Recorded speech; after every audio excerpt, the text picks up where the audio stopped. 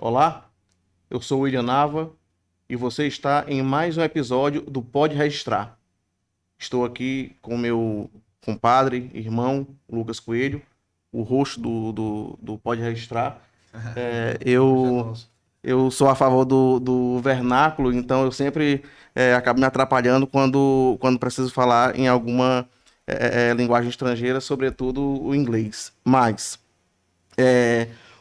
a gente está hoje com uma pessoa ilustre que a gente queria muito a presença dessa pessoa aqui. E é o doutor Eulálio Figueiredo, juiz de direito, professor universitário, professor da UFMA há mais de 35 anos, doutor em direito, escritor, poeta, compositor. Eu, pelo menos, eu trouxe alguns livros aqui, doutor Eulário, que eu tenho seu e já tenho autografado aqui desde 2019. Doutor Eulário, ele é autor da obra Vidas Profanas, que já foi até para o teatro, tem um documentário, tem aqui o livro O Processo das Formigas, né, que é o processo movido pelos os frades capuchinhos, né, em face das formigas. Tem outra história emblemática aqui, o crime da baronesa e o crime do desembargador Pontes Visgueiro. É, que, inclusive, doutor Eulálio, algumas de suas obras já foram até discutidas, em teses fora do Maranhão, não sei se até fora do Brasil. E a gente tem uma imensidão de assuntos para tratar hoje, e a gente quer começar aqui tratando um pouco da sua trajetória. Eu sei que o senhor é de São João Batista, me corrija se estiver errado, mas eu queria saber também qual é a sua relação com o Desterro, né? E isso, o bairro do Desterro, que é um bairro aqui em São Luís muito já tradicional, digo, né? É um bairro. E, e o senhor pode fazer aí também, dentro da sua trajetória jurídica, falando sobre a sua relação. Muito obrigado pela oportunidade de estar aqui conversando com vocês. É uma honra imensa. Como você falou, eu sou oriundo da Baixada Maranhense, do município de São João Batista, com muito orgulho. Sou baixadeiro. E vim de lá ainda criança, aos 3 anos de idade, porque meus pais necessitaram vir para São Luís, porque família muito numerosa. E o estudo, as escolas no nosso município praticamente não existiam naquela época. Então, eu acho que eles temiam, eu e meus irmãos, não ter condições de obter uma vida mais digna, não é? Fora do campo, lá. E viemos para a cidade. E nós fomos morar no bairro do Desterro, que faz parte do Centro Histórico de São Luís, e é considerado o primeiro bairro de São Luís, o bairro mais antigo de São Luís, o bairro do Desterro, de muitas tradições, onde tem também uma igreja que é considerada, se não a primeira, a mais antiga de São Luís, e onde eu passei felizes anos com a minha família, meus pais, ali desde a minha infância até a minha pré-adolescência e adolescência. Saí de lá aos 17 anos e a minha vida religiosa foi toda ali, primeira comunhão, catecismo, batizado, etc.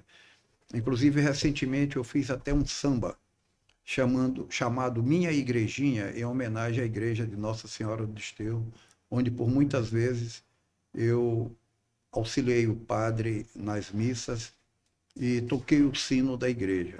Ainda lembro das badaladas que eu dava lá da igreja do Desterro para chamar os fiéis para a missa. E, paralelamente a isso, para quem não sabe, o Desterro é um centro cultural, um bairro onde a cultura é efervescente. Basta ver que uma das escolas de sambas mais antigas e mais tradicionais do Maranhão é de lá do bairro do Desterro, a escola de samba Flor do Samba. E eu tenho a honra de ser um dos autores do samba que deu o título para a nossa flor do samba, com a sua bateria fabulosa. Há mais de 20 anos que a Flor do Samba não ganhava um carnaval. E eu fiz um samba com o meu parceiro Alisson Ribeiro e Renato Guimarães, e deu tudo certo e nossa escola foi vitoriosa. Então ali é um lugar de cultura, onde nós temos também o conhecido Convento das Mercês, né, que é um local onde são celebradas várias manifestações culturais, onde é realizado vários encontros de artistas, né? Ali também no Desterro é, aconteceu no passado a, a histórica vida boêmia de São Luís, porque ali nas ruas 28 de Julho e Rua da Palma existia a famosa zona do Baixo Meretrício, que era o local de melhor diversão de São Luís, porque os locais mais elitizados, que era o Hotel Central, o abrigo da Praça João Lisboa, o Motobar, fechavam cedo, 9h30, 10 horas. E as pessoas queriam se divertir e iam ali para a zona do Baixo Meretrício, onde tinha as grandes boates, Monte Carlo, Bangalô, Elite, Eclés, Maracangalha, Bela Vista, comandado algumas delas pela grande madame chamada Maroca. Eu conto tudo isso no livro de minha autoria, Vidas Profanas. E depois, com a expansão da cidade, com a construção da Ponte São Francisco e da barragem do Bacanga, aquela vida noturna para onde muitos iam viver a ilusão de pequenos momentos, acabou. Por quê? Porque a cidade expandiu e foram criados casas noturnas em outros bairros, foram criados os famosos motéis, chateaus, e ninguém precisou mais ir para aquele local onde se praticava a prostituição, o pagamento. E aqui eu quero lembrar que a prostituição é considerada a profissão mais antiga do mundo. Isso. Então, mas havia essa prática na época. E aí eu cresci naquele ambiente cultural, vendo inclusive o boi da Maioba, do Maracanã, perdão, muitas vezes ele se apresentar em reverência à igreja Nossa Senhora do Desterro. Então tudo aquilo foi me influenciando e quando eu dei por mim já adulto, eu comecei a compor. Comecei primeiro a escrever poesias, a namorada que eu tinha, que se tornou minha esposa, e depois eu fui transformando aquelas poesias, fui dando vida através da musicalidade. E fui fazendo vários gêneros musicais, marchinha de carnaval, reggae, toadas de bumba boi de vários estilos, de vários sotaques, sambas, não é? E chegamos até aqui. Hoje eu exerço a função de professor da Universidade Federal do Maranhão há 39 anos, por concurso, né? Sou professor do curso de Direito, da disciplina de Direito Penal e Processo Penal, e sou magistrado de carreira, concursado.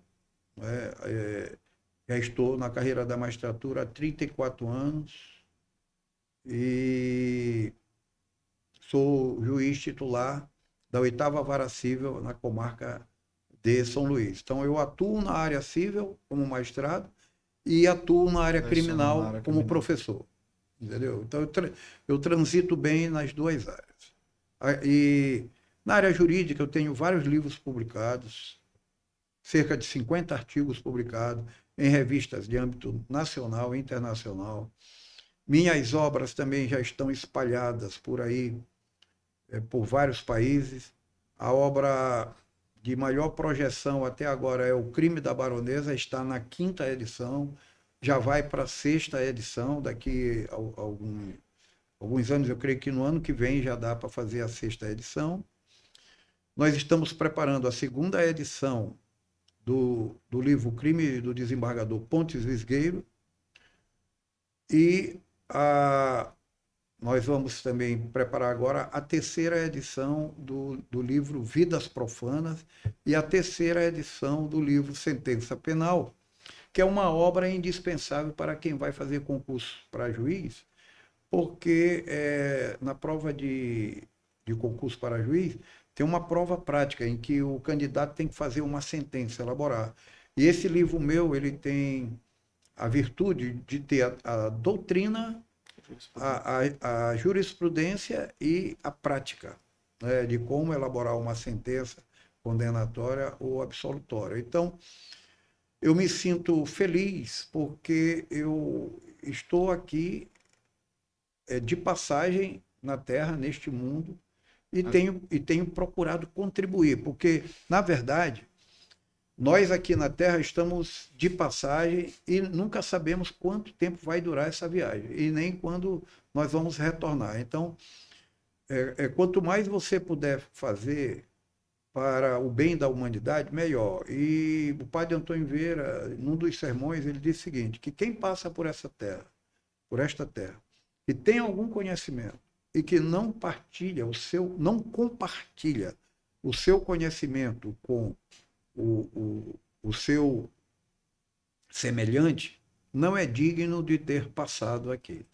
Tá? Então, eu me sinto muito feliz com isso, porque o tempo que eu tenho é para a família, para o trabalho e para a produção cultural. Eu nem diria assim só literária, mas cultural. Produção acadêmica. Porque, às vezes, você faz parte de uma academia não só porque você é historiador, é escritor, é professor, mas porque você é poeta, porque você é compositor. E há até quem diga que é injusto que os poetas natos, os poetas leigos, que nunca foram à escola, nunca foram, às vezes, até alfabetizados, não estejam em academias, como, por exemplo, os grandes compositores, intérpretes e amos de grupos de bumba-boi. Porque nós sabemos que a maioria deles não são alfabetizados. Os grandes cantadores de bumba-boi que nós conhecemos aqui no Maranhão, eles faziam aquilo de improviso. Era um dom de Deus, por intuição. Eles não tocavam instrumentos, eles não liam partitura, eles não tinham noção do que é dó, ré, mi, fá, sol, lá, si, de sustenido, bemol, não de fusa, etc. A escala musical para eles era indiferente. Por quê? Porque eles tinham um dom, eles são poetas natos. E aí, porque uns homens desse também não terem a oportunidade de serem membros da academia? Por quê? A maioria deles aí, ou todos eles que fizeram história aqui entre nós, no Maranhão, na Terra, no Brasil, estão imortalizados pela obra deles. E que canções lindas, né? Que poesias lindas. João do Vale. Exatamente. O próprio João do Vale, que não era alfabetizado, inclusive, numa das entrevistas dele, ele disse que não teve a oportunidade de ser matriculado na escola dele, lá em Pedreiras, porque ele era negro. Deram a vaga para um branco ou para um filho de um fazendeiro, de um barão, de um coronel, etc. e tal. Isso era um reflexo cultural da época também, né? Muito, muito, muito forte, né? Que acaba que traduz isso até hoje, né? Se a gente for parar para pensar. Mas aproveitando o gancho do senhor, doutor, esse é um dos motivos que a gente pensou em criar o Pode Registrar, que é exatamente por querer perpetuar durante a história, construir aqui um legado, trazendo pessoas como o senhor, né? Que tem muito conhecimento e que pode agregar experiências para que a sociedade em si possa conhecer todas essas experiências e que a gente possa registrar esses momentos aqui e compartilhar com todos. Porque, como o senhor mesmo disse, como faz parte do sermão, né? Tudo que a gente passa aqui pela Terra é uma passagem, né? E o que a gente puder deixar de legado para as próximas gerações, esse é o intuito, né? E eu acho que é a forma correta de se fazer. Exatamente. Bem lembrado aqui pelo William Nava, a história do João do Vale, né? E no caso dele é porque ele era negro. Mas se você voltar mais tempo ainda na história, inclusive aqui mesmo no Brasil, a mulher também não tinha direito na sociedade. E quantas mulheres, né, foram discriminadas até porque resolveram dar um grito de liberdade, como a Chiquinha Gonzaga, na época dela, né, que resolveu compor, ser compositora, mostrar música, e hoje muita gente brinca o carnaval com músicas dela, né? Abre alas e outras coisas mais. Ou abre alas. E às vezes sem nem saber, né? Exatamente. Ninguém nem sabe. E aí, se nós formos lá para trás ainda, muito mais para trás, antes de Cristo, nós vamos ver que na época dos grandes filósofos gregos da antiga Grécia, dos pré-socráticos e até dos socráticos, a mulher também não tinha voz, não tinha vez, não tinha retrato, vivia na clandestinidade, né? Ela não tinha nome, não tinha nada. E eu até escrevi um artigo com o título A Importância Histórica da Filosofia Feminina. Porque eu uma vez lendo uma frase em um livro, o livro me chamou a atenção sobre a influência que mulheres exercem na vida dos homens. E quando nós estudamos a história geral, a história do mundo, a gente viu que naquela época dos imperadores, dos faraós egípcios e até dos governantes gregos, existiram mulheres influentes que viviam escondidos e que elas falavam alguma coisa, aqueles homens da época pegavam aquela coisa e passavam como se fosse criação deles. Própria. Exatamente. Então, nesse meu estudo que eu fui aprofundar, eu descobri que, por exemplo, Sócrates, Aristóteles, todos tinham esposa e tinham amantes. E, às vezes, a própria amante deles tinha muito mais influência do que a esposa. E o próprio Sócrates disse, pela voz de Platão, porque ele foi professor de Platão, Sócrates não escreveu nada, nunca escreveu nenhum livro, mas Platão escreveu e Aristóteles escreveu. Ele disse que os melhores textos dele sobre a paixão, sobre o amor, sobre a oratória, vieram de mulheres com as quais ele se relacionou. A própria esposa dele, que tinha um temperamento emocional desequilibrado, e o Sócrates vivia muito na rua, né? Quando chegava em casa, ele narra que a mulher dele gritava com ele, falava alto, não queria colocar a comida dele, fazia uma série de coisas. E ele, então, ficava observando a mulher dele. A reação dele não era de brigar, observando a mulher dele. E ele alega que, a partir daquilo, ele desenvolveu a teoria sobre a retórica, sobre a oratória, né, sobre os fundamentos. Por exemplo, Pitágoras, que era um filósofo pré-socrático, antes de Sócrates, ele que escreveu essa escala, Dó, Ré, Si, Fá, Sol, Lá, Si. Na antiga Grécia, antes de Sócrates. Influenciado por quem? Pela esposa dele. Porque a escala musical, ela é matemática e física pura. E na época, o filósofo era alguém que entendia de astronomia, de natureza, de medicina, de matemática, de física, de química. Ele era um clínico geral. Mais recentemente, a própria esposa de Albert Einstein, que criou a teoria da relatividade, foi um documento que foi descoberto recentemente, ela revela que quem fez todos os cálculos, porque ela era doutora em matemática e em física, quem fez todos os cálculos para ele desenvolver a teoria da relatividade foi ela. E como foi que ela revelou? Porque depois que ele ficou famoso, ele foi para os Estados Unidos e arrumou uma amante lá, uma menina mais nova. E escreveu uma carta para ela dizendo que ela não iria voltar, deixou ela com os filhos na Alemanha. E ela, na sua resposta, disse a ele que ele estava sendo ingrato com ela. Ele não estava reconhecendo o que ela fez. Aí ela fala lá, eu fiz todos os cálculos, tudo aquilo. Então, a discriminação no mundo, às vezes, ela tem vários fatores. O ciúme, a inveja. A inveja é um dos piores sentimentos que um ser humano pode ter. O próprio Chico Xavier, que é um grande espírita, ele tem, numa das falas dele, ele diz o seguinte: eu não tenho medo de nada. Ele não tinha medo de nada. Ele enxergava no mundo invisível e no mundo visível. Mas ele diz o seguinte, que quando aparece na vida dele alguém, uma pessoa invejosa, ele se preocupa, porque é um sentimento ruim, a inveja. Então, muita gente, às vezes, é discriminado, é menosprezado, vamos dizer assim, preterido. Não porque fez alguma coisa, não porque é uma pessoa ruim, mas é porque é uma pessoa invejada. E essa inveja se revela através de fofocas, fuxicos, que também é uma coisa ruim.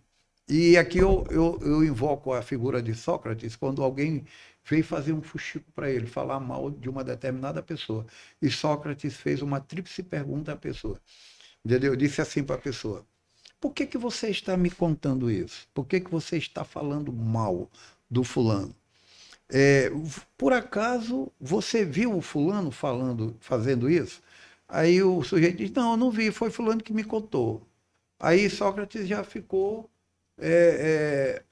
achando que aquilo não Já era verdade. identificou o ponto da fofoca, né? Aí a segunda pergunta que ele faz para o sujeito que veio trazer o fuxico: bom, então já que você disse que não viu, não sabe de nada, você acha que isso que você está falando vai ter alguma utilidade para mim?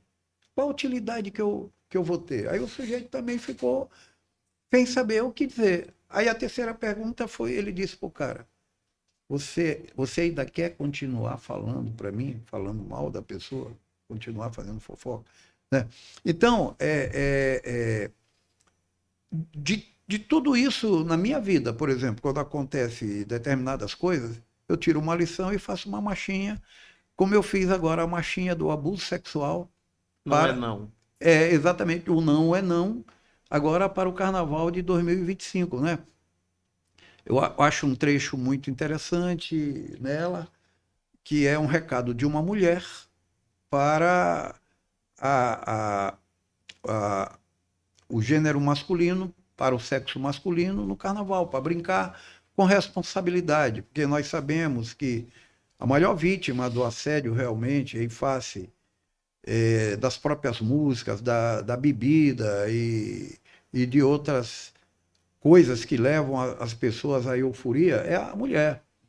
Isso não quer dizer também que o homem não seja vítima de assédio sexual, mas a mulher é o alvo principal. Claro.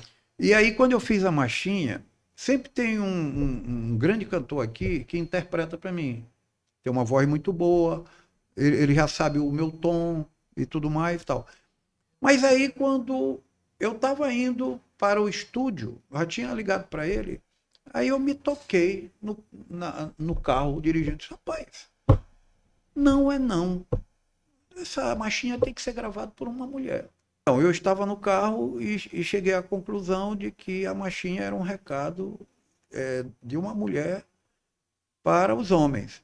E aí eu pensei: rapaz, essa marchinha tem que ser gravada por uma mulher mesmo, uma cantora.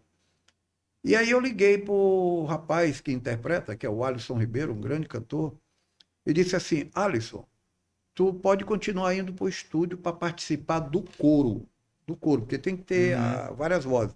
Mas quem vai fazer mesmo a voz principal é uma mulher, e nós vamos já pensar nisso aí. Aí eu liguei para o maestro: rapaz, tu conhece alguém e tal? Porque eu pensei de imediato na Flávia Bittencourt, pensei na Anastácia Lia, mas ela não está aqui. E aí ele me deu a opção: não, o maestro, não, nós vamos botar a Mariana. Mariana, que é a cantora do Bicho Terra. Rapaz, e deu tudo certo. Ele ligou para a Mariana e ela estava nas proximidades, foi para lá e foi um sucesso. Um sucesso a gravação, não é? E nós escrevemos no Festival de Marchinha de Carnaval que vai ter agora. E a produção do festival, como as inscrições encerraram, autorizou a divulgação para o público, porque eles interpretaram que, assim como os grandes projetos das escolas de samba no Rio de Janeiro são divulgados para a comunidade cantar e aprender, para que no dia do festival final para a escolha do samba, aquele que a comunidade mais cantar, mais tiver identificado, tem tudo para ganhar, né? Então Sim. foi o critério que eles usaram, né? E deu tudo certo. Então, quer dizer, o poeta tem esse diferencial. O poeta passa num carro, observa alguma coisa na rua, olha para o céu estrelado, vai à praia, escuta as ondas do mar, lê uma pequena frase, duas, três palavras, aquilo desperta ele. Outras vezes, tem letras que parece que é Deus que está mandando ou um ser espiritual que está aqui do teu lado. Fica aqui, vem aquilo rapidamente. Por exemplo, essa marchinha Não é Não, eu estava interessado em levar minha namorada para almoçar ali num restaurante chamado Mara Vista, que tem lá ali na Ponta do Bonfim, onde funcionou no passado o Leprosário Hospital Aquiles Lisboa, que tratava dos ancenianos. E eu vinha com o rádio ligado e saiu uma propaganda no rádio, na FM, sobre assédio sexual, essas coisas no carnaval, né? Aí me deu aquele estalo, imediatamente. Eu desliguei o rádio para não sofrer influência e comecei a montar a marchinha, porque nessa hora você tem que desligar para poder montar a melodia em cima logo da letra. Porque se tu estiver escutando outra música, não dá para tu montar a melodia. Aí eu fui sair aqui do Parque Amazonas, onde eu tenho uma casa, para lá, para o Buqueirão, ali para a área do Buqueirão. Fui para lá e quando voltei eu estava com a marchinha pronta no celular. Quer dizer, foi muito rápido. Assim também teve uma toada de Bumba Boi que eu fiz indo para São José de Ribamar. Saí daqui para São José de Ribamar e quando voltei a toada de Bumba Boi estava pronta também. Então isso é muito relativo. Às vezes uma música demora uma semana, demora 15 dias, né? Tu tem que encontrar rima boa, um bom refrão, fácil de cantar. E é algo assim que eu gosto de fazer de maneira natural. Por isso é que eu não aceito encomenda de nada. Chegar assim para dizer para mim, olha, eu vou homenagear a minha namorada, eu vou a um aniversário, ou então vai ter um evento, faz uma música para mim. Não dá. E Para o mim, senhor acha que durante todo esse seu histórico de música, já que nós estamos falando de música, tem alguma música em específico que o senhor se recorda que mais lhe impactou dentro dessas autorias? Eu acredito que o senhor vai dizer todas, porque todas foram feitas pelo senhor e o senhor tem carinho por todas elas. Mas tem alguma composição em específico que te marca muito o senhor, marca a sua vida, que o senhor se recorda e tem aquele carinho mais especial por ela? tenho. Eu fiquei viúvo, vai fazer 3 anos. Eu fiquei viúvo. E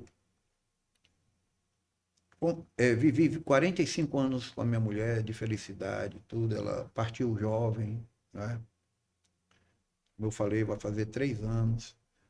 E após a morte dela, eu fiquei pensando que eu teria que homenagear a minha esposa, né? Porque eu fiz tanta música com ela em vida, ela torcia, mas às vezes dizia o seguinte: Olário, toma cuidado, porque tu és juiz, tu és magistrado, alguém pode interpretar mal, que tu tá. Eu disse, não, mas eu estou fazendo cultura, e as minhas letras não ofendem ninguém.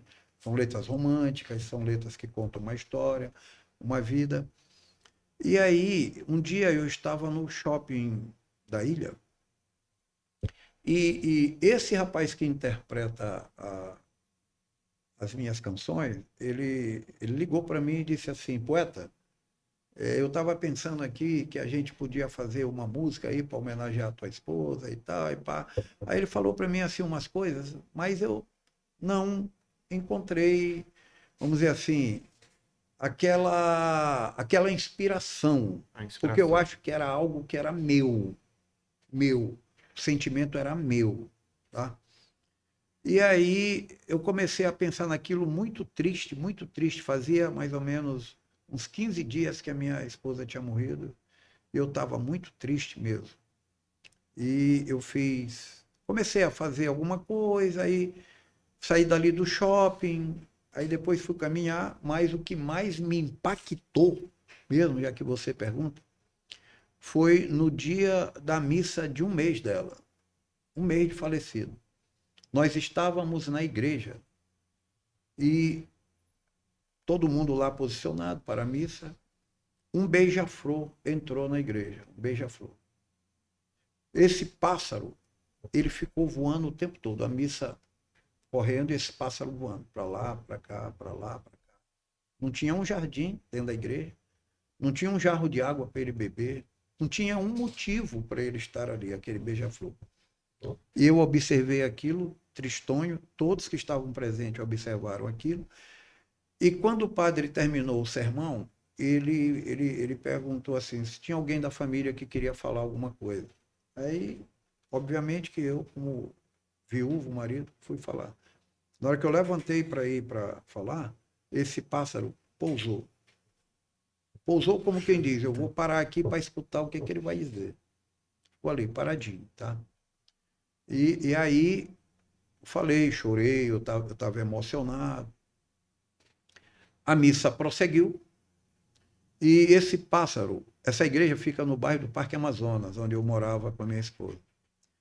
E quando a missa terminou, esse pássaro voou novamente, deu uma volta dentro da igreja e saiu por uma janela de grade que estava aberta. Saiu voando na direção da minha casa, para lá, né? Aquilo me deixou encucado, tá? E várias outras pessoas que estavam na missa olharam aquilo também e depois comentaram comigo. Mas a minha curiosidade foi muito grande com a questão aí da internet, que é vasta, né? Cheguei em casa, peguei o meu computador e digitei lá. O que significa um beija-flor voando numa missa de alguém que faleceu? Pasmem vocês a resposta lá. E eu procurei em vários sites a resposta é a mesma coisa. É o espírito da pessoa que faleceu que veio dizer a todos que já está na luz, está em paz. Que ninguém se preocupe porque ela já foi acolhida, já foi recebida. Então aquilo me deixou assim com a confirmação de que aquele fato tinha que ser registrado em alguma homenagem a ela. E aí eu fiz um samba chamado Infinita Saudade, que diz assim: quando Deus chama a sua presença, ninguém pode recusar. Só Ele sabe o dia certo que devemos viajar. Estamos aqui só de passagem e nada sabemos dessa viagem.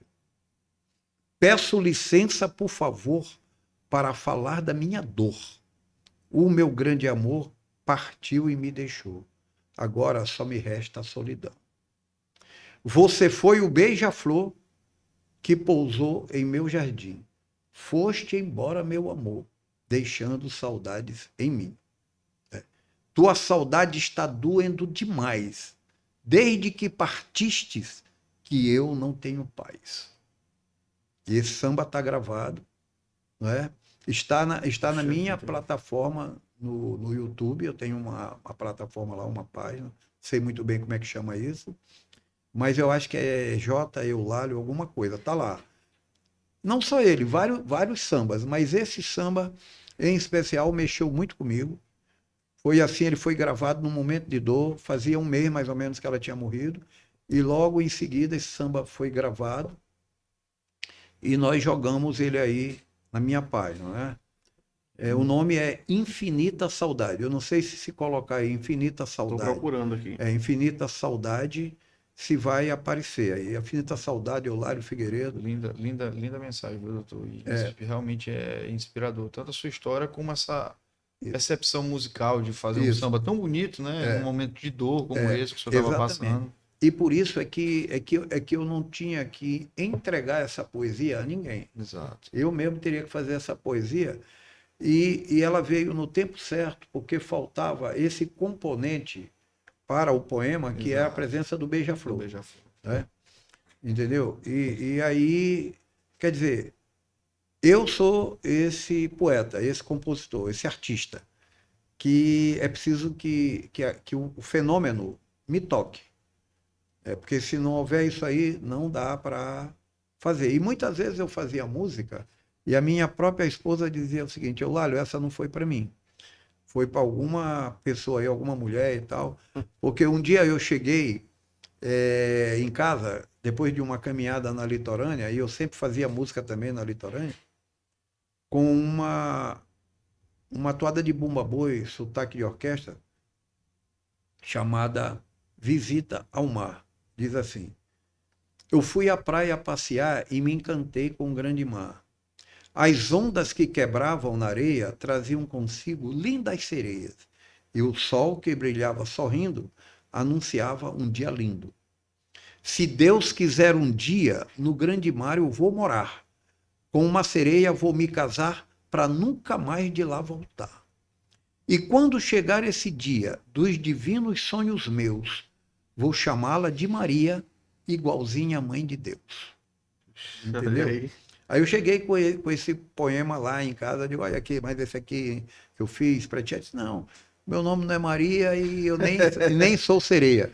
Quer dizer, é preciso entender o poeta, né? Porque o poeta, ele trabalha com parábolas, com, com perífrases, né? Com circunlóquios, né? Com eufemismos, né? Com essas figuras de linguagem, Sim. né? E às vezes é porque você não precisa ser tão explícito. E o bonito disso é você deixar o leitor, o intérprete, ele dá o seu próprio entendimento sobre aquilo. Porque, inclusive, na peça de teatro que eu fiz, sobre Vidas Profanas, que eu escrevi a história, quando o diretor da peça, o grande Urias Oliveira, ele montou o espetáculo, ele criou cenas que eu jamais pensei que aquele texto meu seria transformado naquela situação. Não está entendendo? Então, ele, como diretor de teatro, ele criou. Ele deu vida àquele texto. Né? Deu fala àquela personagem. Uma fala que eu não tinha pensado. Esse é um ponto importante que eu queria perguntar para o senhor, enquanto poeta e escritor. O senhor acha que numa música que o senhor venha a compor, uma peça de teatro que o senhor venha a escrever, um poema, o leitor, ele tem essa liberdade de fazer a sua própria interpretação ou ela se restringe somente ao criador? Não só tem, mas deve. Sabe por quê? Porque depois que você cria a obra e que lança, ela não pertence mais a você. Ela se torna pública, se torna universal. Porque, inclusive, um leitor de outra língua, ele pode interpretar o meu texto de outra maneira. Porque no momento em que o meu texto, que foi escrito aqui em português, ele for traduzido para o inglês, para o alemão, ele certamente irá. Pode ser que não tenha uma palavra em alemão, em inglês, que seja a tradução literal fiel do que eu quis dizer aqui. Então, quando tem essas traduções, ou até versões musicais, você pode ver que o rock lá que foi feito foi com uma intenção, e aqui ele já vem com outra letra. Tem, inclusive, várias músicas sertanejas que são rock em outros países, são blues em outros países, né? Algumas músicas da antiga Jovem Guarda estão sendo cantadas agora como sertanejos aí pelo Pablo e por outros. Eu tenho acompanhado. E às vezes meus filhos, que são de uma geração recente, papai, essa nova de fulano. Não, essa daí foi de Vanderlei Cardoso que gravou, foi Roberto Carlos, foi Erasmo. Eu sempre digo, entendeu? São versões que estão sendo adaptadas para outros ritmos. E isto aqui é que faz a beleza da arte, né? Porque até toada de bumba boi você pode transformar num samba, num rock, numa MPB, entendeu? Alguém pode musicar uma poesia e a arte é livre. A arte é livre. Por isso é que o autor da obra ele não pode tolher a capacidade do leitor ou do intérprete, do ator, do diretor, de criar em cima daquilo que você disse. Às vezes fica até mais bonito, dá um colorido diferente, né?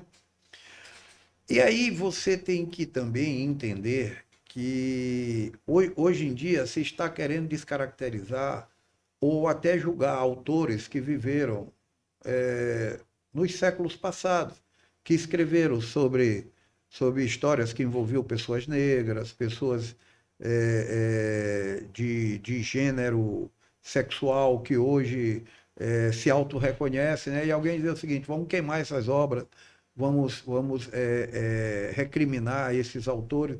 Não, aquilo foi naquele contexto, naquela época.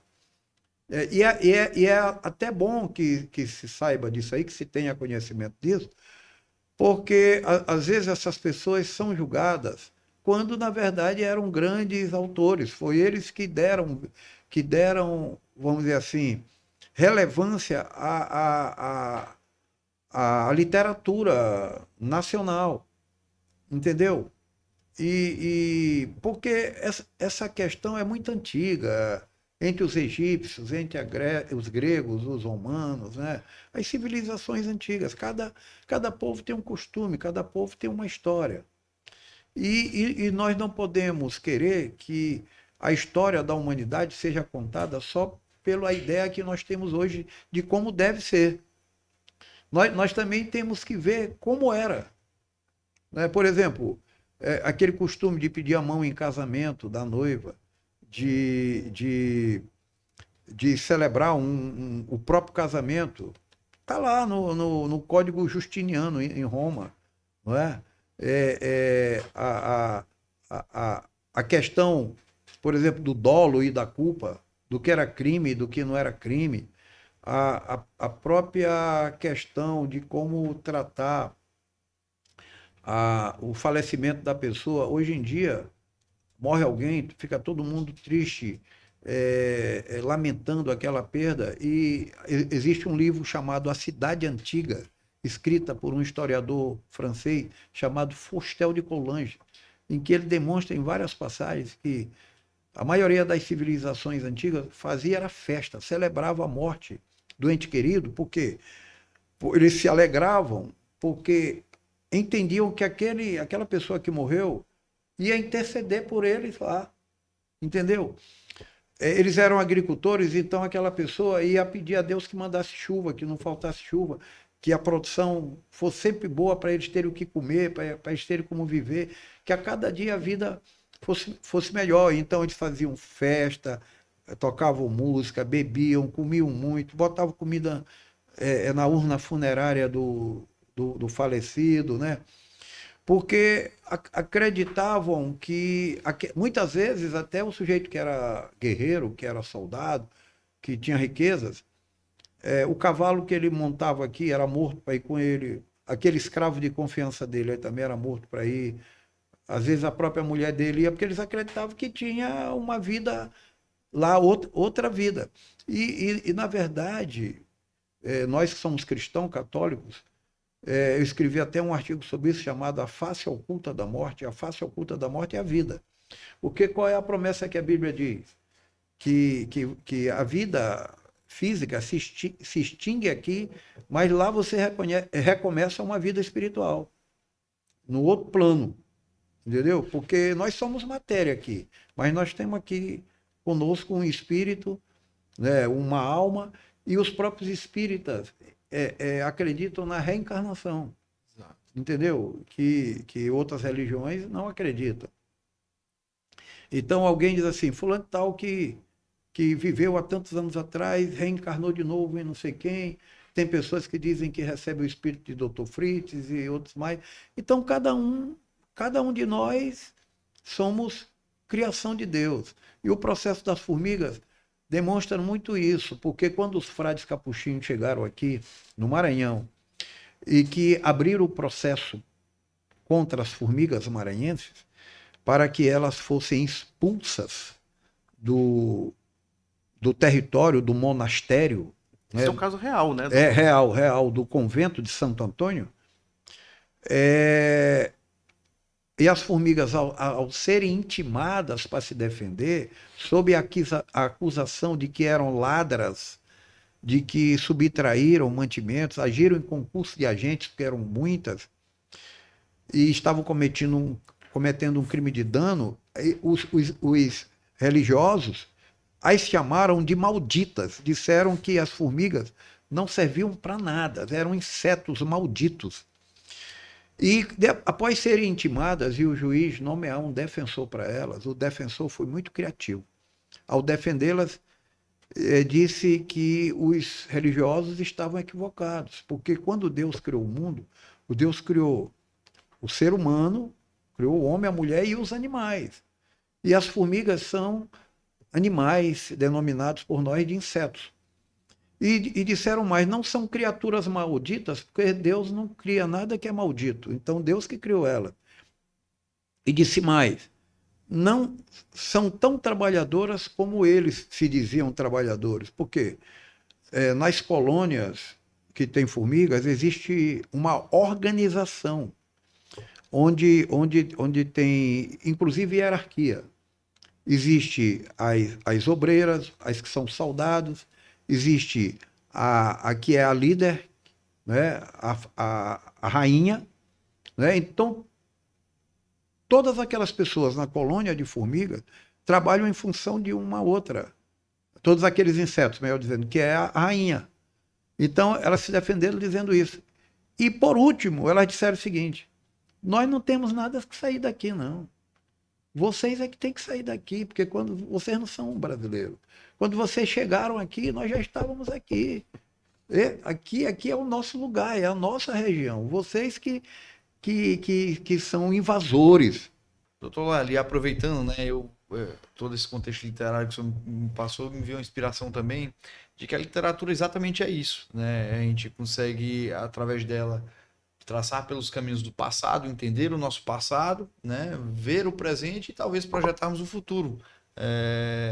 Porque os escritores do passado, né? Escreveram as histórias naqueles momentos que foram vividos, né?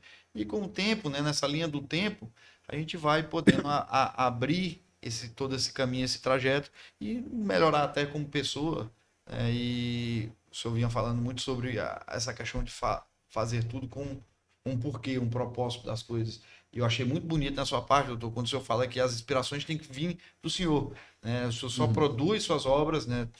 Músicas, poesias, enfim, desde que vêm as suas inspirações, porque o senhor faz aquilo com um propósito. E me relembra muito, William, aquela velha frase minha que eu tenho, uma frase até de minha autoria, uma inspiração mesmo de vida. Eu estou construindo até um projeto literário em torno disso, que é sobre fazer as coisas com propósito, né?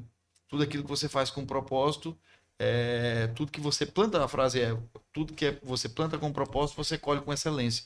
E eu vejo, pela sua história, doutor, tudo que o senhor já construiu, né, desde quando o senhor começou a plantar a semente, lá quando o senhor ainda estava em São João Batista, né, e vem toda essa trajetória brilhante, né, que 35 anos de magistratura, não é isso?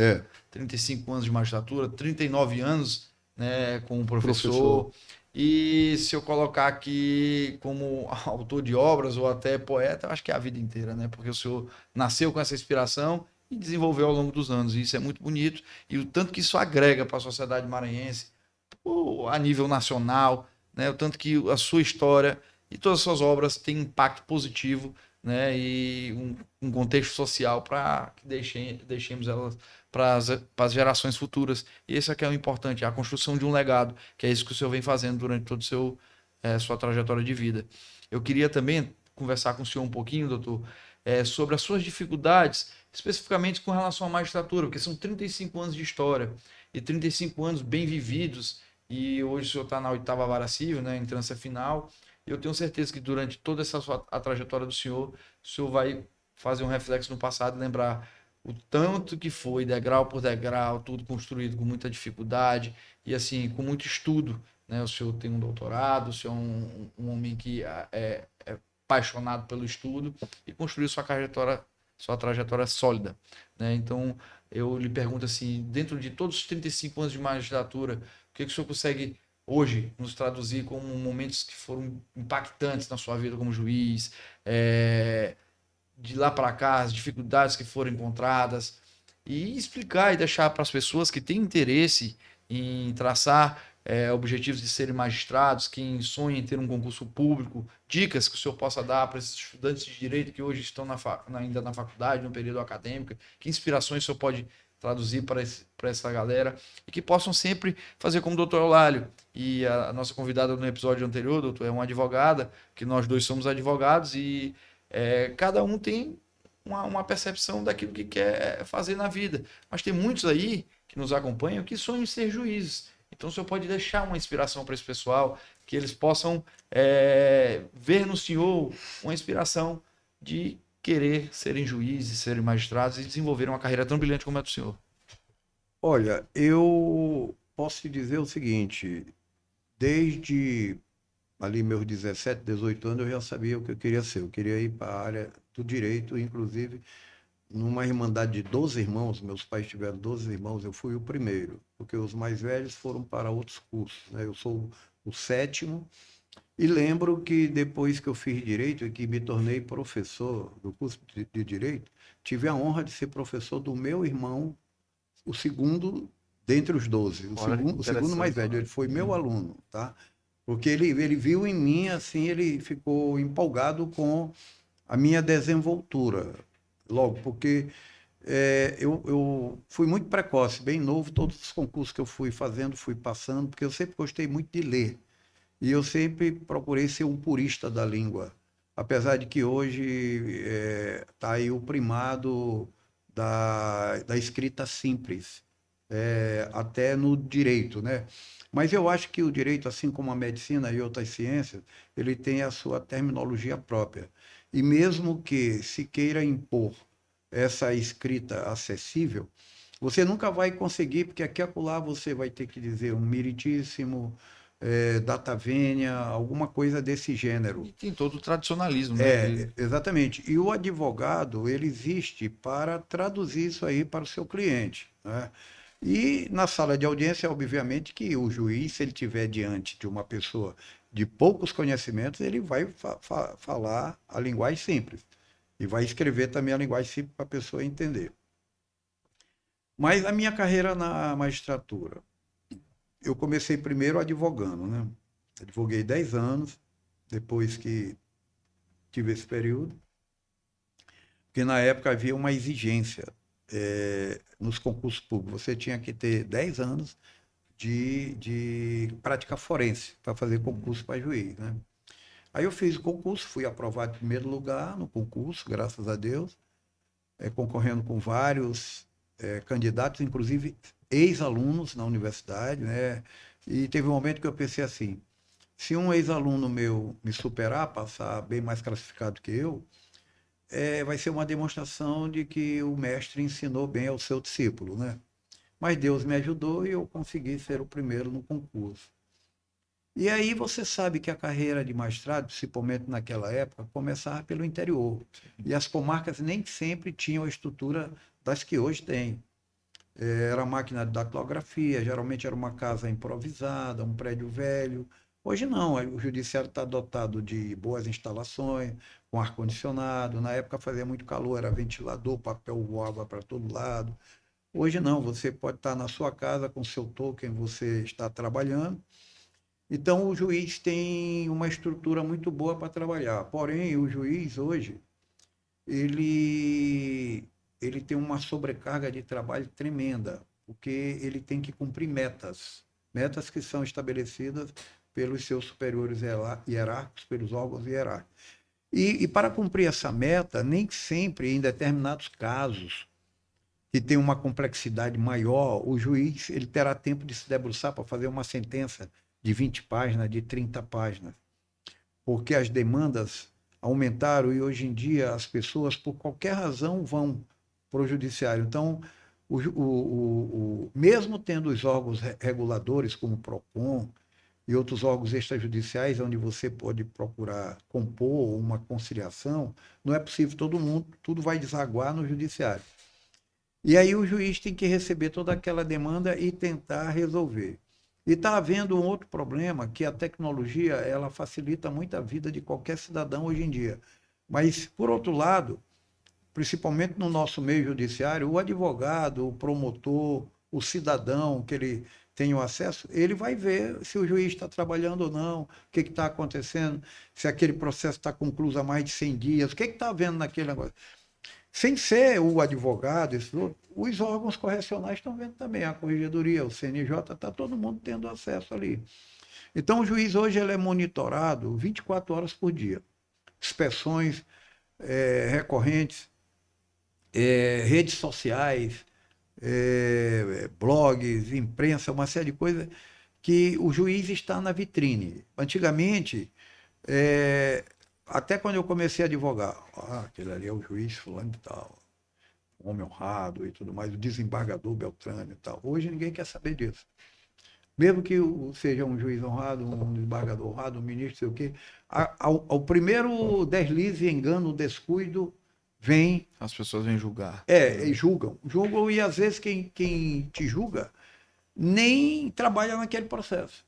Não sabe o que está acontecendo dentro daquele processo, por que você deu aquela decisão, né? Então, hoje, o medo também ronda a vida do juiz, a cabeça do juiz. Porque, às vezes, o juiz, ele estudou bem, ele leu bem, ele formou o seu convencimento sobre aquele caso e ele decide, e alguém que perdeu aquela ação, ao invés de tomar a via impugnativa correta, que é o recurso, representa disciplinarmente contra o juiz. Aí o juiz fica intimidado.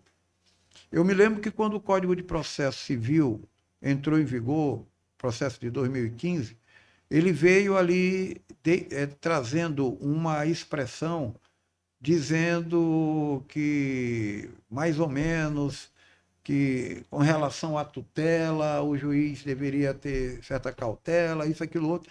E também um artigo que dizia que o juiz deveria observar a ordem cronológica para julgar.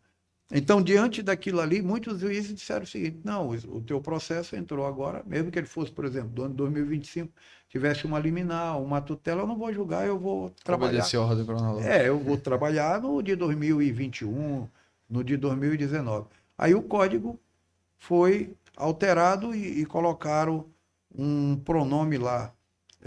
Deve observar, vírgula, preferencialmente, vírgula, a ordem cronológica. Entendeu? Uhum. E aí, quer dizer, hoje, se alguém me perguntasse, é uma profissão ainda interessante? Mas existem determinados momentos que você se sente, vamos dizer assim, sozinho. Às vezes até a refletir, poxa, por que eu não fui para outra carreira? Por que eu não continuei como advogado, não fui fazer um concurso para procurador do Estado, para defensor público, alguma coisa assim? Porque hoje, às vezes, por pequenas situações, pequenas movimentações, você corre o risco de ser achincalhado, ter toda a sua história destruída num minuto ali. E para recuperar a sua credibilidade, a sua idoneidade, demora. Para destruir, é rápido. E por isso mesmo, talvez vocês já são até conhecedores, existem muitos magistrados, até a nível de desembargador, que estão prestando concurso para delegatários, né, de extrajudicial e abandonando a carreira da magistratura. Está fazendo mais ou menos uns 3 ou 4 meses que aqui mesmo no Maranhão, um juiz federal e um juiz estadual prestaram concurso para serviço cartorário extrajudicial, foram aprovados e pediram exoneração. Ambos foram para o Rio de Janeiro, né? Era um juiz nosso, estadual, e um federal. Não sei se vocês tomaram conhecimento disso. Eu tomei conhecimento de um. Eu acho até que isso quem perde muito é o judiciário nesse aspecto, porque apesar de termos juízes novos, que vêm com uma mentalidade nova, mas a experiência, a sabedoria que o senhor tem, por exemplo, de 35 anos de magistratura, são 35 anos no direito, isso assim, dá um reflexo muito positivo na sociedade, né? Então, pessoas como o senhor e os desembargadores também que ali estão, é o que nós temos de experiência dentro do nosso judiciário, né? E que a gente tem que manter.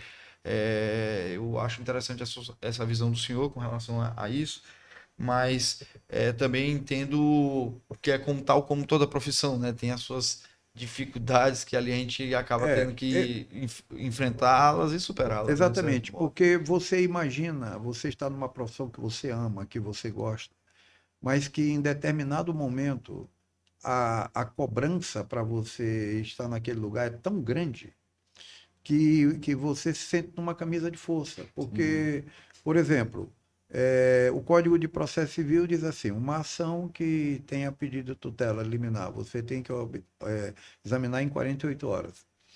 E, ultimamente, está havendo uma grande desobediência assim, civil com relação, por exemplo, a planos de saúde. Você paga o seu plano de saúde caro, você adoece, um familiar teu adoece, uma pessoa idosa, chega no hospital, na emergência, aí apresenta a sua carteirinha, o plano de saúde simplesmente diz que não vai autorizar aquela internação, aquele tratamento.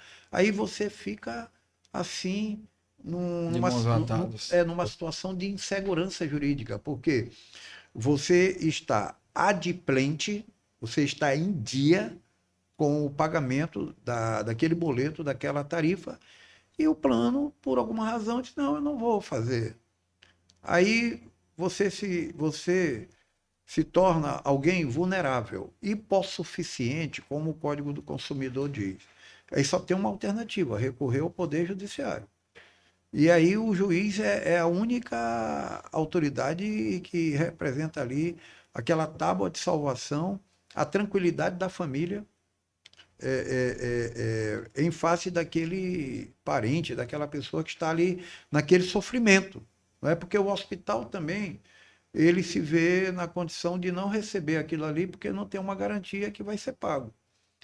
Então, isso está sendo bastante usual e nós sabemos que o Código de Processo Civil tem mecanismos punitivos, intimidativos, repressíveis contra esses entes, como, por exemplo, também as operadoras de celular e outras coisas. Então, no caso do plano de saúde, aí você concede a tutela e aplica uma multa no plano de R$ 1.000, diária R$ 500. Tem planos de saúde que não cumprem, entendeu? Que aí vai lá, aí a parte vem de novo, olha, não cumpriu, aí você amplia a multa e em determinado momento eles cumprem, tá? Então eu acho que deveria ter um mecanismo mais eficaz, mais urgente para resolver essas situações. O senhor não acha que talvez, a título de sugestão, poderia se começar lá pelo legislativo de até endurecer leis específicas para plano de saúde, até para evitar esse tipo de problema, né? E diminuir um pouco porque assim, eu lhe confesso que como advogado eu pratico muito a advocacia preventiva e prego muito pela não judicialização de tudo, Uhum. até para não abarrotar o judiciário e levar ao judiciário aquilo que não tem como ser resolvido na forma extrajudicial, né? Na forma usando os órgãos de controle, PROCON, enfim, tudo. E o senhor não acredita, então, que talvez a alternativa para isso seria começar o processo pelo legislativo, editando normas que possam diminuir um pouco esse impacto, né, que gera o judiciário, né, abarrotando o sistema judiciário com, às vezes, com ações, e também a questão cultural, né? O próprio sistema judiciário brasileiro divulgar meios né, para a gente diminuir essa judicialização de tudo, né? Através de campanhas Olha, culturais nesse sentido. eu fiz o meu doutorado em Buenos Aires, na Argentina, no exterior. E lá eu tive um professor que ele me chamou a atenção para uma coisa. Ele disse assim, vocês brasileiros são positivistas, legalistas. Até na bandeira de vocês tem uma frase positivista, ordem e progresso. Ordem e progresso. De Augusto Conte. Ele disse, aqui na Argentina nós não somos muito positivistas. O problema do Brasil é que tem muitas leis regulando a mesma matéria. E você vê na sala de audiência, o advogado faz a petição inicial certinha.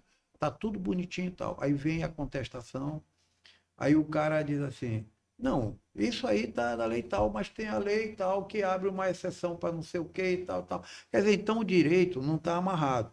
E você vê, aqui no nosso sistema, nós temos muita lei, muitas leis. No nosso sistema tem um outro negócio que precisa se acabar. É impor uma limitação de recursos. de vias impugnativas. Por exemplo, esse caso de saúde, pô. Chega um ente querido teu, o sujeito teve um AVC, um aneurisma, um negócio, ou teve um acidente brutal de trânsito, chega todo Tá entre a vida e a morte. ali no hospital. sequelado, aí vai lá o plano de saúde, não sei o quê, aí você concede a tutela, vai para lá, aí entram com agravo, o embargo de declaração, uma série de coisas, não deveria haver um limite. Ou não cabe nada contra aquela medida, ou se couber uma só e pronto, decidiu, tem que cumprir. E você vê, por exemplo, o processo civil brasileiro, ele tem duas fases, o processo de conhecimento e o processo de execução. No processo de conhecimento, quem perdeu, que a sentença é confirmada na instância superior e tudo mais, vem para a fase de execução. Você tem que intimar o fulano para ele pagar, para ele vir pagar. E ele pode impugnar a execução. Impugnar, entrar com exceção de pré-executividade, aí não sei o quê, aí ele torna a gravar, sobe, embarga e tal. Para que isso? Infelizmente, ele já sistema perdeu. por si só é procrastinatório, né? Ele já perdeu. Então, quer dizer, está havendo um excesso de legislação, de leis. Perdeu, transitou em julgado ou não, mas está ali definindo mais ou menos, eu acho que a saída que teria aí é o devedor que está sendo executado, no máximo ele propõe um acordo. Por exemplo, ele foi condenado a pagar 50 mil, ele diz, eu não posso pagar os 50 mil de uma vez, vamos dividir de 10. Quando eu fui juiz do trânsito, tinha muito condutor que colidia com o veículo de um taxista, de um motoqueiro. Falando por isso, eu me recordo, o senhor foi... 15 anos. 15 anos, né? Lá. Aí o sujeito colidia com um taxista, com um peroeiro aí, de negócio de van, motoqueiro. Aí o sujeito chegava e dizia o seguinte, não, tudo bem, eu colidi pela traseira, ou então eu fiz uma ultrapassagem e tal, quero resolver o problema, quero pagar a quantia aí, mas não posso pagar de uma vez. Aí o sujeito, tal, e não sei o quê, não aceito, tem que pagar de uma vez. Ou então, na audiência de conciliação, o sujeito pedia 20 mil reais, quando aquilo era 5 mil reais, e você via que aquele orçamento ele estava maquiado. Uhum. Ele estava fraudado. Aí o sujeito, não sei o que, isso, aquilo, outro. Aí você percebia a coisa, e então vamos tocar para frente. Aquele orçamento que era 20, você decidia, mandava pagar 3 mil, por exemplo. Aí o cara ficava... Quer dizer, se ele tivesse feito o acordo... E às vezes tinham advogados que no sistema de juizado interferiam. A parte queria até fazer o acordo, o advogado pensando ali em outra situação, não. E na época eu vi até o caso de uma parte que, impedido pelo advogado de fechar o acordo, que a parte queria e o advogado interferiu, não, esse acordo não é bom e tal. O sujeito, depois que o juiz decidiu, dizendo que o valor era a menor, o sujeito entrou com uma ação de indenização contra o advogado, pedindo a diferença. Porque ele disse assim, olha, eu queria fazer o acordo lá nos 10 que o cara podia pagar. E você disse que não, queria 20. E o juiz deu 5. Então eu vou entrar porque é você que me atrapalhou. Entendeu? E aí, por exemplo, qual é o objetivo do processo? A composição da lide para a paz social. E a melhor forma de composição da lide é o acordo, porque no acordo o judiciário não interfere, o magistrado não tem intervenção nenhuma, porque é acordo de vontades. Então o juiz só homologa. Você diz assim, não, olha, vamos fechar aqui, vamos conciliar. Eu estou pedindo 30, ele está oferecendo 15, eu aceito, e palavra-se o termo de acordo, é consensual aí, entendeu? Uma jurisdição voluntária, como se chama. Né? Então, esse aqui é o melhor caminho, porque o Código de Processo Civil, atualmente, ele trouxe uma regra, no artigo 6º, que trata do princípio da cooperação judicial, da colaboração.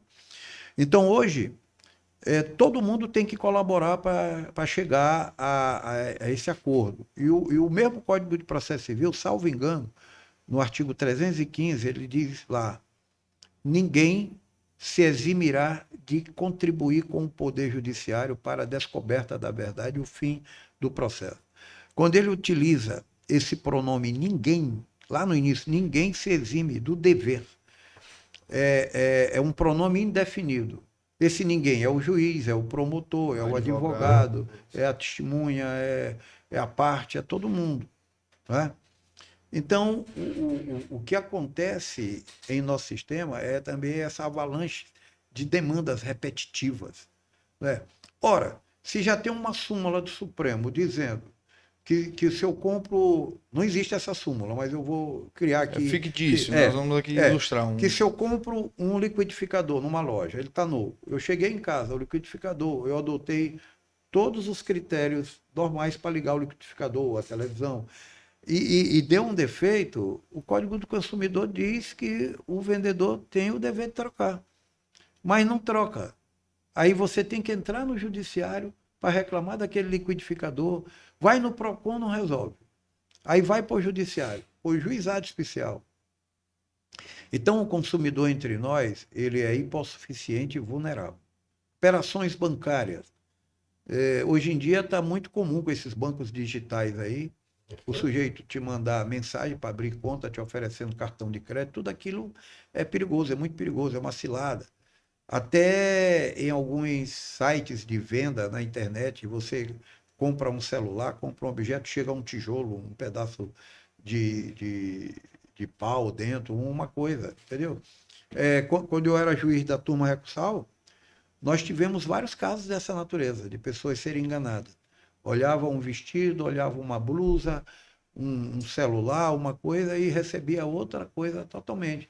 E às vezes você não tem para quem reclamar, porque é uma loja virtual. Exato. Não é? Não consegue. E às vezes era um golpe, né? Participou de fato de um golpe, não tem nem pessoa por trás. Exatamente. E os golpes hoje cada dia mais sofisticados. Exatamente.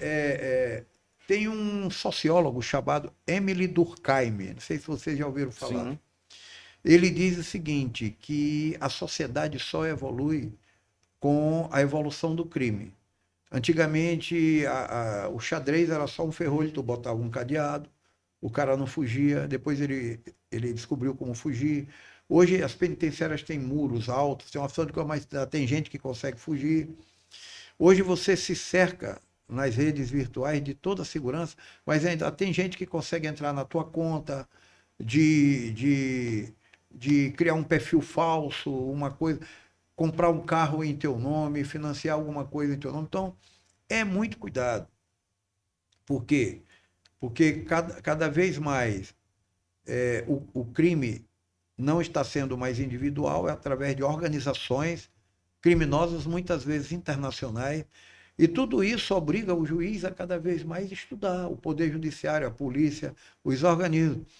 E eu sempre defendi a ideia de todos os órgãos de segurança pública serem interligados. Por exemplo, no passado, haviam muitos delinquentes que eram presos e eram soltos. No plantão, o juiz concedia o alvará porque não tinha nenhuma informação ali no fichário do tribunal, do fórum, que ele tinha um mandado de prisão em aberto.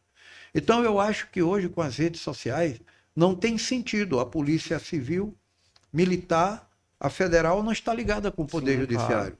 Era para haver uma interligação de você digitar ali o nome da pessoa, o CPF, aparecia lá, ó, esse cara aí, ele tem um processo em tal lugar, ou ele tem um mandado de prisão aberto, aí ele já ficava, né?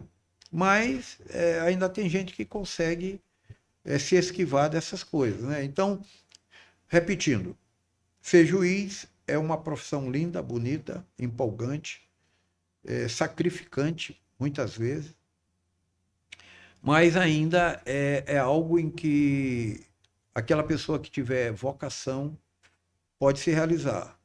Agora, tem que aprender a manter uma conduta quase que monástica em sociedade, porque às vezes você diz assim, poxa, fulano está tomando um uísque numa mesa do bar, no da cintura para cima ali, dançando uma música, e parece que o juiz não pode fazer isso, parece que o juiz não é humano.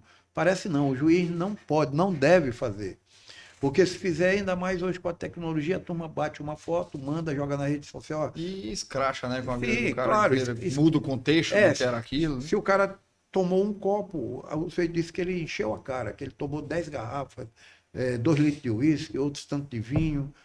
Se ele estava dançando respeitosamente, alguém disse que ele estava, né, se excedendo. Se, por exemplo, ele chegar num lugar, estiver tendo um aniversário, ou tiver alguém cantando, ele diz assim, vamos chamar fulano de tal para cantar. Ele é juiz, olha, o juiz estava cantando. Então, por exemplo, no meu caso, eu sou compositor, sou magistrado, professor, compositor, mas eu tenho chegado por aí, olha, o poeta Eulália está aí, o compositor Eulália, vamos chamar ele para dar uma canção. Não, de jeito nenhum. Se você quiser cantar uma música minha, pode cantar, mas eu não vou para aí porque eu não sei qual a conotação que vão dar. É o nível da maldade, às vezes. Exatamente. Alguém pode pegar um vídeo desse aí e soltar para o mundo todo, entendeu? E aí alguém disse assim, poxa, para esse cara aí e tal, devia estar dando bom exemplo e ele está fazendo isso, aquilo, tá entendendo? Como se você não fosse humano, como se você não pudesse desenvolver outras capacidades intelectuais. Exatamente. Não é? Como se o seu mundo fosse só o mundo do direito.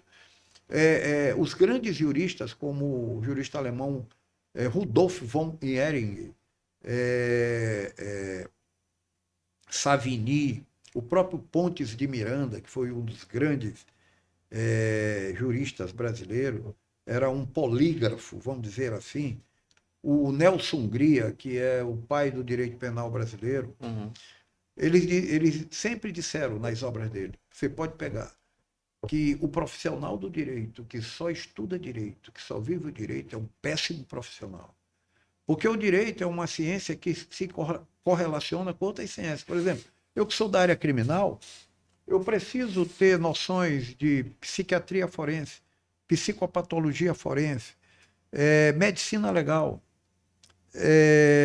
sociologia criminal, criminologia, vitimologia, psicologia, assistente social, entendeu? Porque e o juiz do cível, ele tem que ter alguma noção sobre engenharia, porque a construtora construiu o prédio, o apartamento começou a trincar de cima a baixo, o prédio caiu, não é? Uma via aonde vai o carro trafegando, um buraco, uma coisa danifica aquele automóvel, não é? E de outras situações. De modo que é bom que não só o juiz, mas como um advogado, o promotor, ou mesmo o bacharel em direito, ele mantenha contato com outras coisas. Olha, muitas vezes eu já vi advogado do júri fazendo a defesa do acusado, ou até o promotor fazendo a acusação, com base em alguma personagem de Machado de Assis, que ele leu. Ele leu um conto de Machado de Assis, de Dostoiévski, leu. Exatamente, e de outros autores. E encaixa perfeitamente naquela situação. Entendeu? Então, livros de história. A história nos ensina muito também. Os grandes historiadores, desde Heródoto até hoje, né? Então, eu gosto muito desse meu lado, historiador, mas eu conto a história real, eu gosto dessa história aí. E eu não conto a história sob o meu ponto de vista. Claro que o meu ponto de vista vai ter a minha interpretação.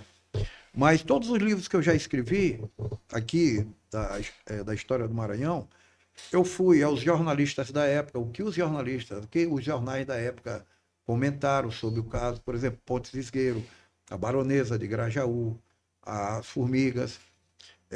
Eu vou dentro do processo para ver os atos processuais, como é que se desenvolveram, não é? E diante de todo esse conjunto, esse acervo documental e probatório, eu fecho o meu diagnóstico e aí é que eu parto para escrever. Porque aquilo ali Às vezes você vê um livro fino e diz assim, poxa, esse cara escreveu esse livrozinho aí e tal, mas dá um trabalho. Demais, E o grosso dá muito mais. Santo Agostinho dizia o seguinte, respeito um homem de um livro só. Porque às vezes é o seguinte, você pode também chegar e dizer o seguinte, fulano não escreveu nada, ele só fez um livro. E qual é a ideia dessa frase? Respeito o homem de um livro só? É porque aquela pessoa escreveu sobre aquele assunto ele domina. Domina. Então, cuidado se você for debater com ele sobre aquele assunto, porque ele escreveu só sobre aquilo. Ele só viveu aquilo. Então, ele sabe dizer perfeitamente o que está naquilo. E tem a história também, que é nos pequenos frascos que estão os melhores perfumes. Às vezes, um livro fino que tu ignora, lá ele está a receita, porque perceba muito bem, quando vou comprar um livro, eu vou logo no sumário, no índice que a gente chama. E eu não gosto de autores que geralmente vão escrever sobre o instituto jurídico que ele não faça um histórico sobre aquilo, que eu acho bonito. É. Porque, por exemplo, que a posse hoje é como é? Onde ela surgiu? Foi na antiga Grécia, foi no antigo Egito, foi na antiga Roma. Como era que os juristas da época encaravam o Instituto da Posse? Eles conheceram a propriedade, o Instituto da Propriedade, como hoje a gente conhece, o uso capião e tal, etc. E aí também eu não gosto muito de ler livros em que o autor fica enganando o leitor. Acho que o autor ele tem que ser objetivo. Então, dizer assim, o que é assédio sexual? Aí tu não vai ficar enrolando, enrolando, enrolando, e no final tu acaba não dizendo nada. Vamos dizer logo, começar mais dando uma noção e fechar o capítulo dizendo o seguinte: entendo que é assédio sexual isso aqui. Uhum. Quando eu concluí o meu doutorado em Buenos Aires, que eu fui fazer a defesa, eu escrevi nos 2 últimos parágrafos da minha tese de doutorado, dizendo o seguinte, que tudo aquilo que eu tinha escrito poderia ser verdade naquele momento, mas que outra pessoa poderia escrever no futuro sobre o tema que eu escolhi e vir com outras verdades. Porque o grande lance das teses de mestrado, de doutorado, é você não cometer o erro de dizer o seguinte: a solução para isso é aquilo. Não. Porque, por exemplo, nós três aqui, um professor nos dá um tema para nós escrevermos. Tu pode vir com uma saída, ele com uma e eu com outra. Então uma resposta que você poderia dar, porque quando você vai escrever uma tese, você cria um problema, você cria uma situação e pode dizer o seguinte: diante desse problema, eu penso que uma saída, uma resposta razoável seria essa. Tal como um parecer, né? Um parecer que o advogado É faz, opinativo. ele é opinativo, né? Opinativo, né? E ali talvez é a solução para aquele problema, mas pode ser que existam É. A outros, né? Não tem saída. limites A a saída. saída. Geralmente, os grandes autores sobre monografia dizem que você deve sempre dizer isso, né? Que a saída para isso que você entende a saída. Porque, né? Uma vez eu fui ao Rio de Janeiro, no Hotel Glória, assisti uma palestra de um grande processualista brasileiro chamado José Carlos Barbosa Moreira. É diferente do Moreira Alves, que era ministro supremo. Uhum. José Carlos Barbosa Moreira era o papa do processo civil no Brasil, um dos grandes professores. E havia um jovem advogado, ou professor, ou bacharel em direito, eu não sei bem o que era. E o código ainda de 73, na época do Código de Processo Civil de 73, criaram a lei da arbitragem, né? E ainda hoje em dia você pode, ao invés de ir para o Poder Judiciário, você eleger árbitros. Então eu estou, por exemplo, contigo numa disputa de limites de terra, Uhum. pela posse de uma terra que tem água, que tem isso e aquilo outro, ou então de um imóvel. Ao invés de eu ir para o judiciário, eu digo, não, vamos nós dois contratar um árbitro, vamos a um escritório de arbitragem, o árbitro vai dizer o que é. E aí esse rapaz, essa jovem pessoa, que eu não recordo se era advogado, bacharel ou professor em direito, ele escreveu um livro.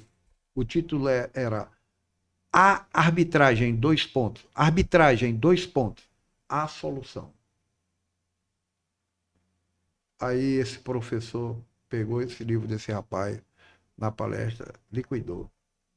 Isso aí, eu queria mostrar para vocês um exemplo do que não deve ser feito, não deve ser escrito, não deve ser publicado. Porque a arbitragem não é a Não é a solução. solução. Não é a solução. Existem outras soluções. O Poder Judiciário. Exato. Ela pode ser uma delas, ou o É, caminho de uma solução. É, mas exatamente.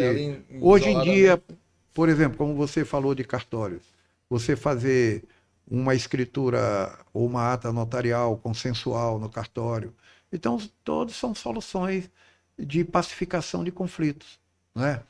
Mas ele botou arbitragem em 2 pontos, a solução. A solução.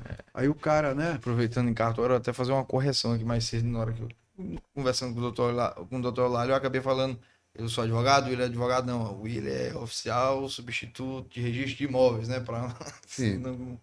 E eu queria até tocar incompatibilidade, né? nesse assunto, bem lembrado pelo Lucas, porque o senhor é titular da 8ª Vara Civil, Sim. mas já foi matéria de competência sua os registros públicos, né, doutor sim, Lálio? extrajudiciais. Porque hoje tem a vara do idoso de registros públicos, mas o senhor já atuou com essa Sim. matéria, né? E a gente costuma dizer que as pessoas que trabalham com cartório, a gente concretiza direitos fundamentais. Porque não existe só o registro do imóvel, mas o registro civil das pessoas naturais, né? E os demais atos que a gente Os presta. notários, registradores. Perfeitamente. E então, assim, esse foi um campo que o senhor passeou também, né? Sim. E aproveitando essa pergunta de vocês, que ela é bem, vamos dizer assim, ela veio bem a calhar, ela é bem oportuna. Eu queria falar aqui, porque esse programa de vocês aqui, que está sendo gravado e vai ser disponibilizado, certamente vai ser visto por muita gente. Espero que o senhor esteja gostando do bate-papo. Claro, aqui, sim, né? está ótimo. Está ótimo e vocês estão me instigando a falar sobre coisas importantes. E isso que eu vou falar agora é importantíssimo. O senhor pode até olhar direto para a câmera lá e falar. Pois é. Exatamente. Isso que eu vou falar agora aqui é importantíssimo. Eu, como professor doutor da Universidade Federal do Maranhão, sou o coordenador do primeiro curso de Direito Notarial e Registral ministrado por uma universidade federal no Brasil. Então, a Universidade Federal do Maranhão tem um curso hoje de pós-graduação em Direito Notarial e Registral. Eu sou o coordenador, também estão envolvidos nessa coordenação a professora Lucileia, o professor Danilo, e nós já estamos na 2ª turma com estudantes bacharéis em Direito do Brasil todo, do Rio Grande do Sul ao Acre, com os mais variados temas sobre Direito Notarial e Registral. E, ao final do curso, o aluno vai receber um diploma federal. Então, é importante. E como surgiu isso aí, o convite da universidade? Exatamente em face aqui da pergunta do William, eu vou dizer, eu já sou professor da universidade há 39 anos, tenho doutorado, e a universidade precisava de alguém que tivesse também uma posição fora da universidade e que trabalhasse com direito notarial e registral. Então, encaixou certinho eu ser da magistratura, a vara que eu sou titular, a 8ª, na época que o curso foi criado, era a vara com competência para direito registral e notarial. Então, está sendo um sucesso. Professores, inclusive, hoje que são delegatários. Né? Alguns delegatários que hoje estão dando aula no curso fizeram a primeira turma, participaram da primeira turma e agora estão ministrando. E nós estamos muito satisfeitos porque é um curso de alto nível, é um curso para graduados, não é um curso para bacharéis, para estudantes universitários. E desse curso tem saído também muitas pessoas que têm conseguido aprovação nesses concursos aí no Brasil afora. Né? Então, é importante que nós conheçamos essa estrutura registral e notarial, porque nós sabemos que o Brasil é um país que foi colonizado por portugueses. Portugal era um país católico, o Brasil também, país católico, tanto que para cá vieram no início do descobrimento, os jesuítas, padres católicos, e o sistema registral e notarial brasileiro, no período imperial e colonial, era feito a partir da igreja. Por exemplo, você ia casar, casava na igreja, era emitida uma certidão, todos os atos eram registrados lá. Nascia uma criança. Batistério. O batistério. Nascia uma criança, aí teria que fazer o batistério. Até aquelas pessoas que queriam registrar as terras que estavam sendo colonizadas, era lavrado lá no livro da igreja que fulano tantas léguas de terra, tantas braças de terra. Era assim o registro feito. Braças de terra, datas de terra, Exatamente. léguas. Exatamente. Inclusive, o primeiro módulo que eu dei no curso de Direito Registral e Notarial, eu falei sobre isso, né? Sobre essas coisas. E muita gente, depois que ficou adulta e que precisou tirar, que nunca tinha sido registrado e que precisou tirar a sua certidão de nascimento, e nos interiores, como lá no meu, não tinha maternidade, não tinha médico, era parteira leiga.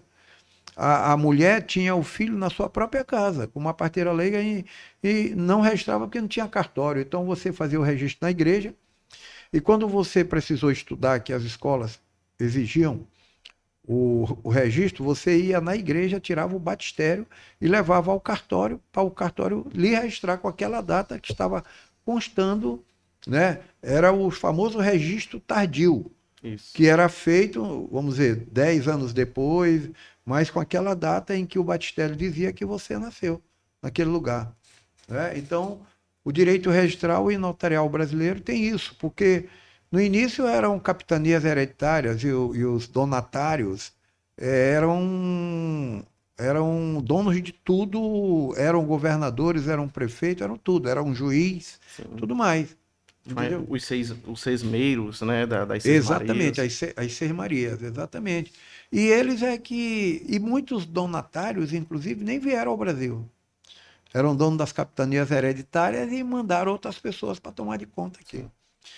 Né? E eu tive a felicidade, né, de ser aluno da primeira turma de Direito Notarial Registral da UFMA.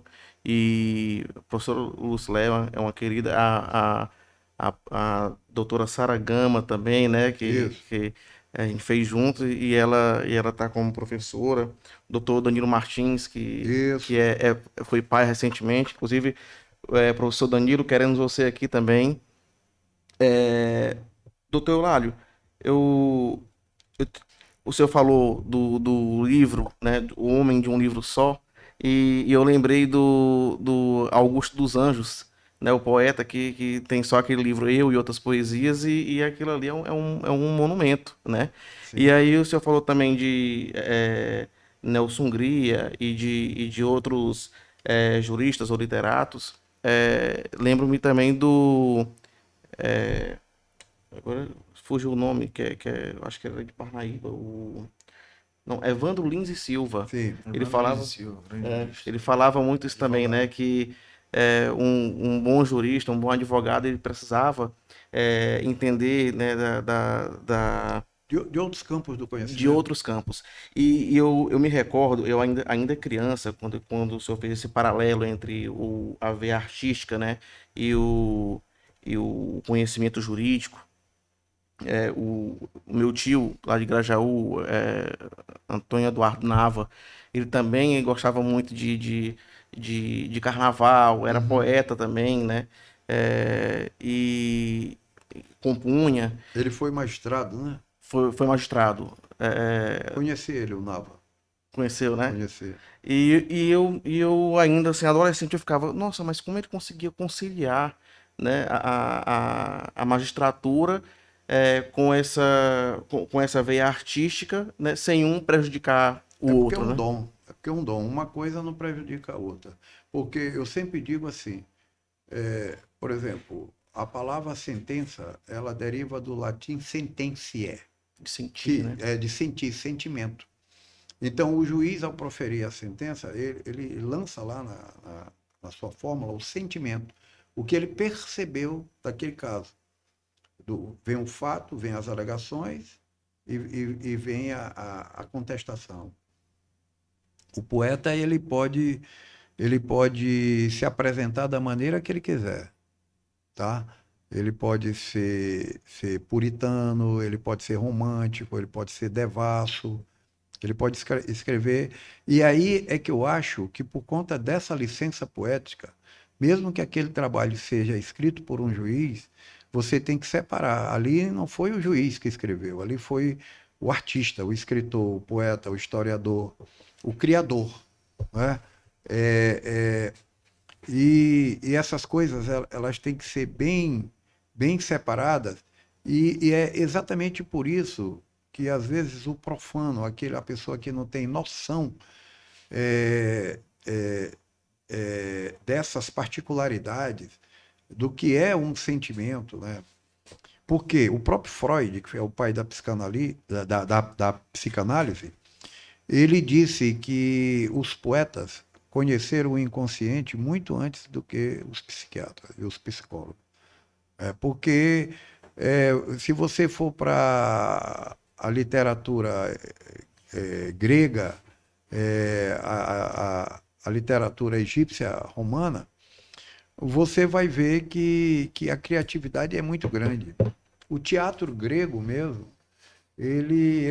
você vê, por exemplo, a obra Antígona, aonde que você poderia pensar que a mente humana montou aquela tragédia, né?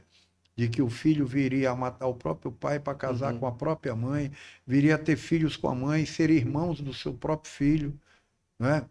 Dos seus próprios filhos, etc. e tal. Então, e tem outras histórias que Sófocles escreveu, não é? Trilogia tebana. Exatamente, tem a trilogia tebana, tem as Vespas, né? Tem muita coisa. Tem a própria Ilíada e a Odisseia de Homero, né? Que dizem até que ele era declamado porque ele era cego, não podia escrever. E a história é bonita por isso, porque dizem não, a ciência comprova, os próprios gêmeos univitelinos não são iguais, os dedos da mão não são iguais. Então você não pode entender que porque você escolheu ser juiz ou ser, por exemplo, tecelão, trabalhar no sindicato qualquer, vamos supor, de arrumadores, você não pode ter o dom de escrever, de compor. Nosso exemplo grande é João do Vale, que era ajudante de pedreiro e deixou uma obra fenomenal, né, histórica, que até hoje você fica pensando assim, como é que esse cara conseguiu fazer isso? Né? Onde era que ele guardava isso? Que não tinha celular com gravador, ele não sabia escrever, não tinha nem aquele gravador grande que o cara podia gravar. Era na cabeça dele. Se ele, por acaso, sucumbisse, ele levaria todo aquele conhecimento com ele. Aliás, eu quero lembrar que entre o povo africano existe um ditado que diz o seguinte: se você tiver uma pessoa idosa, um velho em sua casa, cuide bem dele, preserve-o. Porque para eles, os africanos, quando um velho morre, é como se incendiasse uma biblioteca inteira. Se acabasse com uma biblioteca inteira. Porque a idade provecta, a velhice, é sinônimo de maturidade, de experiência, né? De armazenamento de conhecimento. Você vê, por exemplo, quem é do interior, quem nasceu do interior, você sempre recorria à sua avó para fazer um chá, ela tinha um conhecimento. Aquela erva que fazia. Hoje, dificilmente alguém sabe aquela erva que está ali, aquela fruta que está ali, aquela coisa. Mas antigamente haviam benzedeiras, rezadeiras, pessoas da família que tinham todo esse conhecimento. Sim. E muitas músicas caseiras. Por exemplo, a tua babá te embalava numa rede, ela inventava uma música naquele momento, uma canção para tu dormir. Sim. E as filósofas das nossas vidas? Me dizes com quem anda que eu te direi quem tu és. Quem não pode com pote não pega na rodilha. Não é? E aí vai indo, né? Quem faz um cesto faz um cento. Então, são coisas que estão sempre ao redor da nossa vida, dos lugares onde a gente está e que às vezes você não percebe. Entendeu? É uma inteligência empírica que você consegue encontrar na mais fina filosofia, né? Se você for colocar isso numa linguagem mais sofisticada. Exatamente. E tudo isso é filosofia também. Essas historinhas que tem na casa da gente, né, que os nossos avós, nossos antepassados falavam, que hoje é difícil você ver, por exemplo, uma pessoa que está na cidade, que tem uma vida urbana, de te dar uma resposta com um ditado popular desse aí. Não tem. É difícil, não tem. E aquilo ali eram lições de vida. Eu, inclusive, estou preparando um glossário a respeito daquilo. Agora, interessante. Estou recolhendo vários ditados populares e guardando. Né? Por exemplo, quem manda descansa os pés, mas não descansa o coração. Né? Porque às vezes você manda alguém fazer alguma coisa e a pessoa faz errado, não faz como é certo. Um amigo meu, juiz, até me disse que uma vez falou para um oficial de justiça do interior, daqueles oficiais de justiça antigos. O juiz precisava do endereço lá de uma pessoa que morava. E chamou o oficial de justiça e disse: fulano, vai lá na rua tal, na casa de Beltrano e me traz o número da casa. Aí o sujeito foi, o oficial de justiça foi. Quando o oficial de justiça chegou com o número da casa, arrancou da parede. Aí o juiz disse: rapaz, eu pedi para tu pegar o número da casa, trazer maneira de expressão. E o cara entendeu ao pé da letra e trouxe. Na literalidade. Exatamente. Muitas vezes o óbvio tem que ser dito para você. Exatamente. Então, às vezes, essas coisas acontecem, né? É como se dissesse assim para alguém mal intencionado: vai lá e me traz esse animal vivo ou morto, né? E o sujeito não conseguiu trazer o animal. Não conseguiu domá-lo. E traz o animal morto. Aí o cara: rapaz, então, o senhor disse vivo ou morto, eu trouxe aqui. Então, o grande lance, a língua portuguesa é rica disso. Eu acho que a língua... Muita gente assim... Alguém até diz assim... o padre Antônio Vieira foi um dos maiores oradores sacros que o mundo teve, um dos maiores escritores. Mas alguém diz assim: se padre Antônio Vieira tivesse escrito em francês ou em inglês, as obras deles teriam outra conotação. Mas não, quem salvou a língua portuguesa foi exatamente ele, porque escreveu em português e Camões lá. Há até uma historinha que contam de Camões, porque Camões ele chegou a ser exilado, né? Ele chegou a ser condenado e exilado. Ele foi exilado num local chamado Macau, na China. E até hoje esse local fala português. É um dos lugares da China que fala português. E dizem que Camões, na viagem de volta para Portugal, quando acabou o degredo dele, ele vinha trazendo os Lusíadas, que ele estava em fase de formação. Não sei se vocês conhecem essa história. Sim. E o navio naufragou. E a namorada de Camões estava na embarcação. Então diz que ele preferiu salvar os Lusíadas do que a namorada. Não sei se vocês já conheciam essa história. Eu já ouvi falar. Porque, por exemplo, se ele tivesse salvo a namorada e jogado o poema dele fora, ninguém saberia quem era Camões. E foi exatamente Camões que também deu dignidade à literatura portuguesa, lusitana, assim como a brasileira. Sim. E como Gonçalves Dias o fez e tal, não tinha sentido Gonçalves Dias ser maranhense, do interior do Maranhão, estudar em Portugal e escrever no português de lá, ou escrever em francês, em inglês. Não, ele tinha que escrever na língua dele. Então, inclusive, o português tem palavras que só tem em português, a palavra saudade. Isso. Não tem nenhum outro país que tenha uma palavra que se identifique com o que nós entendemos por saudade. Né? Sim. E aí vai. E a gente vê línguas irmãs, né? O francês, que é uma língua muito, muito bonita, mas deriva do latim, o espanhol, o italiano. Mas o próprio Cervantes já dizia que a língua portuguesa é a mais sonora e musical que há, né? Então, assim, é por isso que eu falei no princípio da nossa conversa, né? Que eu tenho um grande apreço por outras línguas, né? Pelas línguas estrangeiras, mas o vernáculo, e principalmente a gente aqui que é do direito, o nosso instrumento de trabalho, em sua grande parte, é a língua portuguesa. Então a gente precisa dominar aquilo que a gente tem, as coisas mais preciosas, que é a língua portuguesa, E de né? preferência escrever, né? Escrever porque os antigos diziam verba volant, scripta manente, ou seja, as palavras voam e os escritos ficam, Permanece. né? Uhum. E hoje, com a E, tecnologia, os registros ficam. e você falava de Miguel de Cervantes, eu li aquela obra dele, Dom Quixote de La Mancha, mais de uma vez.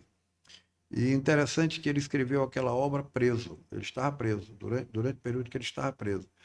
E uma das coisas que ele mais prega naquela obra é a liberdade. Entendeu? Todo tempo falando de liberdade, porque ele estava detido, né, durante essa escrita. Então, há muita coisa para dizer, e eu também me orgulho de falar a língua portuguesa, e da região que eu sou, na Baixada, existe o baixadês, porque lá se fala um português também, assim, um pouco É quase um diferente. dialeto, não. Tem algumas perguntas, algumas palavras características de lá.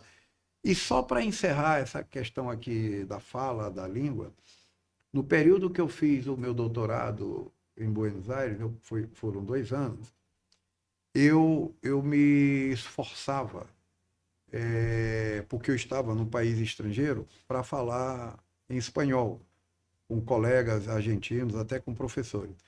E algumas vezes teve colegas que diziam o seguinte: Eulália, fala em português mesmo. Eu disse: não, mas eu quero ser claro para você e tal. Ele disse: não, mas nós achamos tão bonito Olha, o português, achamos tão bonito. Nós estamos cansados de ouvir aqui em espanhol. Então fala em português, porque nós vamos te entender e vamos ter uma outra pronúncia, uma outra conotação do que está acontecendo. Então achei isso Incrível, bastante né? interessante, porque, por exemplo, quando eu chego lá em São João Batista, eu não gosto de ficar na sede, eu gosto de ir para a zona rural mesmo. E eu volto os de lá, centros, né? sim, eu volto de lá assim rejuvenescido, porque eu acho interessante o modo como o caboclo fala. Eu entendo tudo que eles estão dizendo e eu procuro também baixar para o nível deles, falar mais ou menos parecido com eles, para eles não achar que eu estou Sim.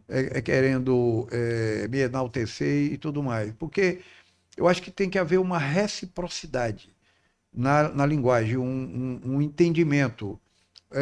É como se aqui nós estamos numa televisão, numa rádio, nós temos que estar na mesma frequência, na mesma sintonia.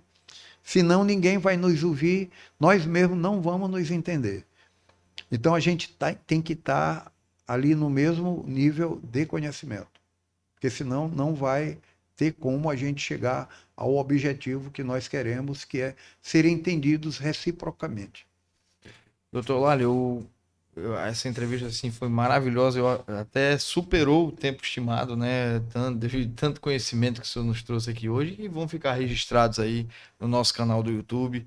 Mas queria aqui agradecê-lo por ter vindo, aceitado o nosso convite, poder partilhar da sua história, contar todo esse conhecimento, esse vasto conhecimento, esse arcabouço de conhecimento adquirido ao longo desses anos, e dizer que, particularmente, eu sou uma pessoa, e acredito que o William também, e todos aqueles que vão nos assistir, que somos fãs de pessoas como o senhor, que constroem um legado tão positivo, né, e que, de fato, trazem todo um contexto social, né, trazem todo um impacto para a nossa sociedade, que é muito daquilo que nós conversamos todo o nosso programa nessa noite, da importância, né, de produzirmos algo e deixar para as futuras gerações. E eu tenho certeza que hoje, com toda essa experiência que o senhor tem, com toda essa sua história bonita, o senhor nos inspirou mais ainda, por sermos mais jovens que o senhor, obviamente, e eu tenho certeza que vai inspirar muitas gerações, até porque, como a gente sempre fala, os registros aqui ficam gravados e as pessoas podem,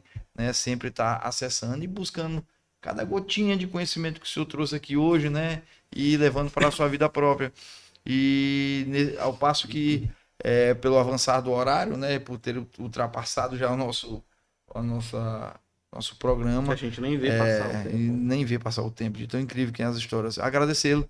Muito obrigado mesmo, doutor Lali, por estar aqui conosco no Pode Registrar.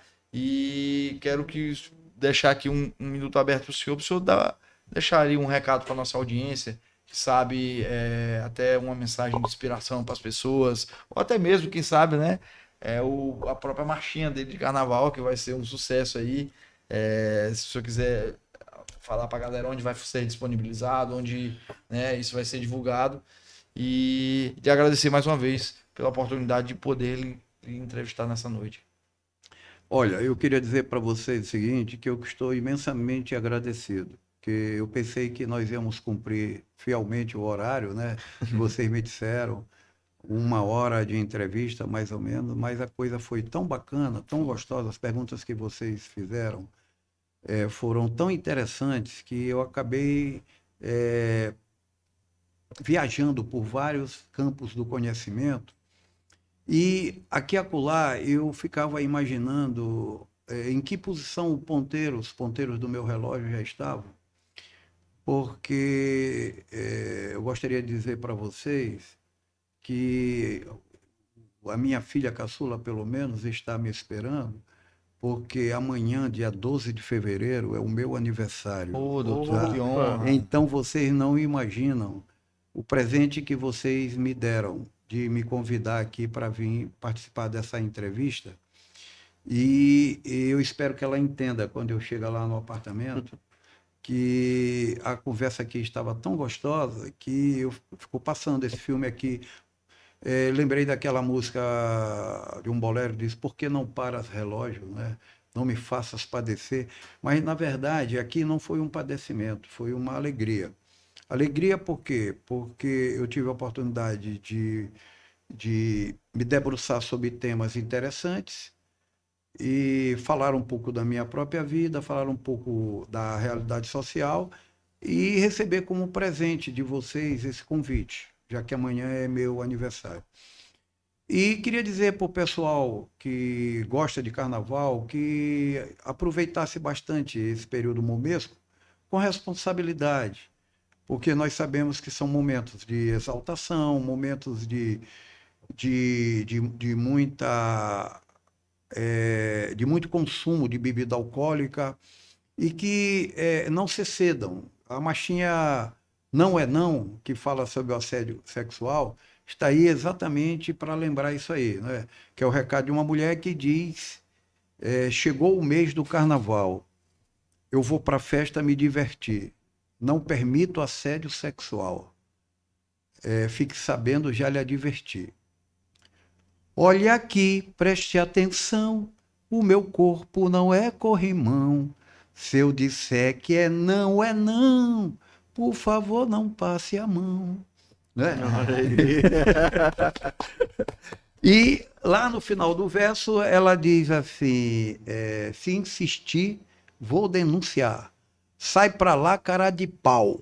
Assédio é crime, vai curtir teu carnaval. Tá? Então, felicidades a todos, bons dias para todos, que este ano de 2025 seja bom para todos nós, Amém.